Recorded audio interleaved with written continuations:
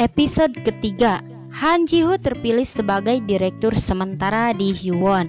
Dan betapa bahagianya si nenek mendengar berita tersebut.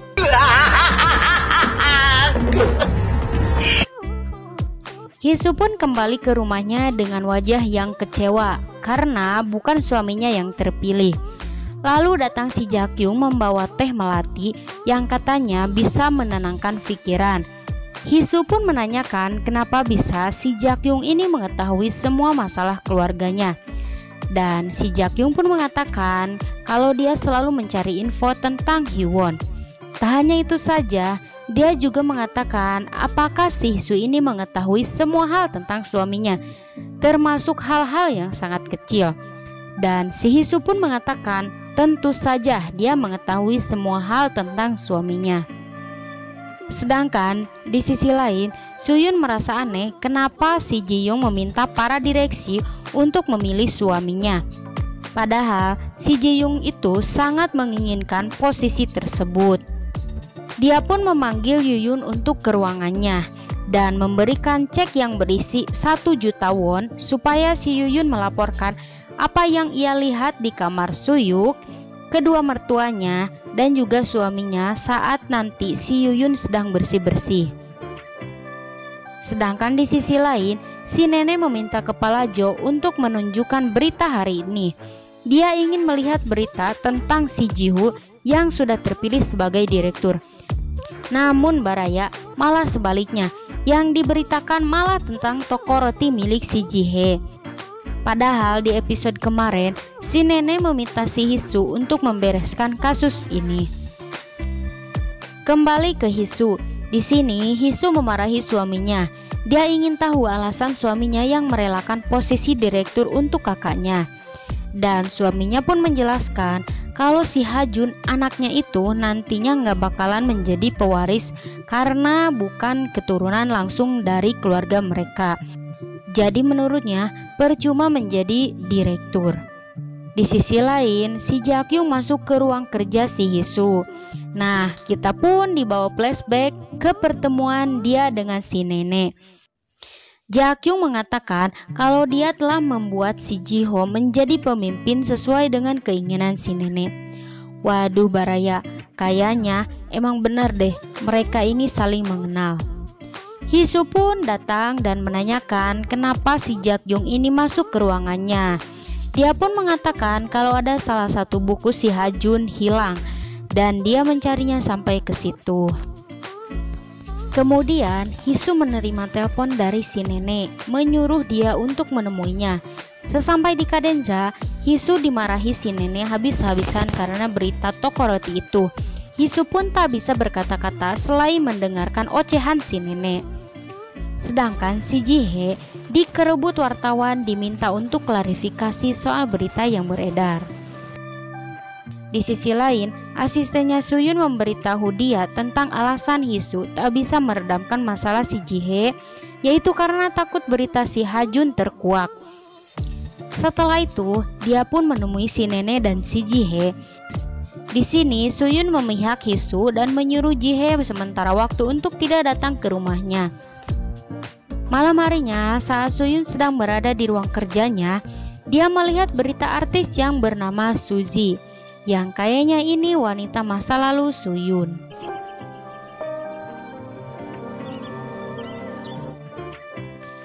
Sementara Soo-yoon yang tak bisa tidur lagi-lagi dan lagi ketagihan ngajak Yoo-yoon untuk bergantian kamar. Sedangkan Hee-soo ngadu ke suaminya kalau si Ha-jun tak mau berbicara dengannya. Dan suaminya pun mengatakan agar istrinya itu jangan terlalu khawatir karena sekarang sudah ada si Jak-kyung yang mengurusnya. Hee-soo pun mengatakan kalau sikap si Jak-kyung itu terlalu berlebihan. Dia terlalu melewati batas wajar seorang guru les. Setelah itu, dia tidur sendirian, gulipak-gulipek nyari suaminya yang sudah gak ada di sampingnya. Lalu dia keluar. Dia melihat si Jak-kyung yang masih di kamar Ha-jun. Hee-soo pun merasa aneh dengan sikap si Jak-kyung. Setelah itu, suaminya pun mengagetkannya lalu mengatakan kalau mendapatkan guru les yang pas. Kembali ke Yoo-yoon. Karena tak bisa tidur di kamar Suyuk, dia pun kembali ke kamarnya lalu tidur sambil duduk. Pagi harinya, saat Yuyun sedang bersih-bersih, Suyuk memperhatikannya dari kejauhan. Lalu ada salah satu pembantunya yang melihat mereka. Dia pun langsung melapor ke Suyun kalau dia melihat mereka bergantian kamar tidur. Setelah itu, Yuyun pun masuk ke ruangan Suyun. Suyun pun menanyakan apakah ada yang mau dilaporkan. Namun, si Yuyun mengatakan tak ada. Dia pun keluar lalu masuk ke kamarnya. Sedangkan Hisu mencoba membujuk Hajun yang masih ngambek. Dia juga mengantarnya ke sekolah. Lalu, Hisu mengikutinya dari belakang dan melihat si Hajun dirundung sama teman-temannya. Hisu pun menemui orang tua mereka. Lalu dia pergi ke rumah salah satu temannya, si Hajun, dan menyuruhnya untuk meminta maaf ke si Hajun.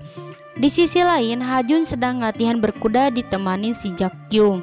Tiba-tiba kudanya lepas dan si Jakyung pun mengejarnya. Setelah mereka pulang, Hisu ingin berbicara dengan si Jakyung masalah sikap si Jakyung yang berlebihan terhadap si Hajun. Dan menurutnya semua itu sudah melewati batas wajar seorang guru les.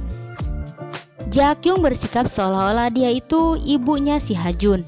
Dia juga mengatakan bagaimana kalau sebenarnya ibunya si Hajun itu belum meninggal. Dia juga mengucapkan terima kasih karena si Hisu begitu menyayangi si Hajun. Mendengar hal itu, Hisu pun merasa aneh dengan ucapan si Jakyung. Kembali ke Yuyun, dia menemui Suyun dan mengembalikan uang yang ia terima waktu itu.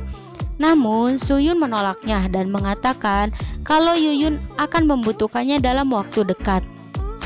Setelah itu, Suyun menyuruh si pembantu yang melapor itu untuk melaporkannya apa yang ia lihat ke si nenek. Scene berpindah ke malam hari. Hisu mengundang Suster Emma ke rumahnya. Hisu pun curhat tentang si Hajun. Tak lama kemudian datang si Jayung menyapa mereka.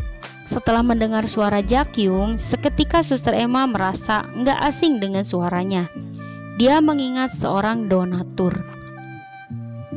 Si Jakyung pun masuk ke kamar si Hajun. Lalu ia memeluk erat si Hajun dan memberikan kalung miliknya. Setelah itu dia menanyakan siapa nama anak yang telah merundung si Hajun. Dan si Jakyung pun pergi ke rumah anak tersebut untuk menemui ibunya. Dan tanpa basa-basi dia langsung menampar si emak tersebut. Setelah itu Hisu yang mendengar kelakuan si Jakyung langsung menemuinya. Dia memarahi si Jakyung karena memperkeruh keadaan. Namun si Jakyung malah balik memarahinya seolah-olah dia itu seperti ibu kandungnya si Hajun. Waduh, ada apa dengan si Jakyung ini ya Baraya? Makin penasaran saja. Dan kayaknya ada yang ia sembunyikan. Dan drama pun bersambung saat si Suyun masuk ke rumah lagi sambil memandang area abu-abu.